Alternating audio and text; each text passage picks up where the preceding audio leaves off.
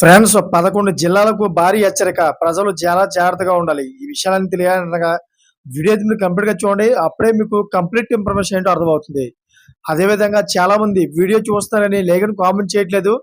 దయచేసి లేఖని కామెంట్ చేయండి. లేఖని కామెంట్ చేయడం వల్ల ఈ ఇన్ఫర్మేషన్ అంతా మనం చాలా మందికి తెలియజేసేవాళ్ళం అవుతాం. అదేవిధంగా చాలామంది సబ్స్క్రైబ్ చేసుకోవడం మాత్రం మర్చిపోతున్నారు. దయచేసి సబ్స్క్రైబ్ చేసుకోండి. సబ్స్క్రైబ్ చేసుకోవడం వల్ల నేను చేసే ప్రతి ఒక్క అప్డేట్ మీరు ముందుగానే పొందగలుగుతారు.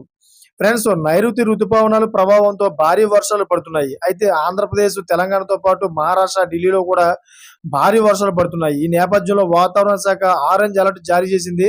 రానున్న రోజుల్లో అంటే ఈ నెల 31 వరకు భారీ నుంచి అతి భారీ వర్షాలు పడనున్నాయని హెచ్చరించింది.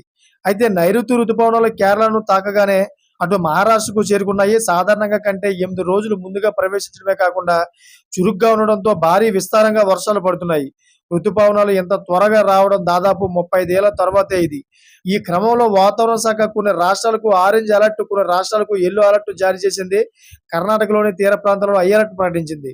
ఇక కోస్తా ఆంధ్ర, రాయలసీమ, తెలంగాణ ప్రాంతాల్లో రానున్న 5 రోజులు ఉరుములు, మెరుపులతో వర్షాలు పడనున్నాయని ఐఎండీ వెల్లడించింది. అయితే ఏపీలో కొన్ని జిల్లాలకు వాతావరణ శాఖ ప్రత్యేకంగా హెచ్చరికలు జారీ చేసింది. ముఖ్యంగా ఏలూరు, కృష్ణా, ఎన్టీఆర్, గుంటూరు, కర్నూలు, అనంతపురం, అల్లూరు సీతారామరాజు జిల్లాల్లో భారీ వర్షాలు పడనున్నాయని చెప్పింది.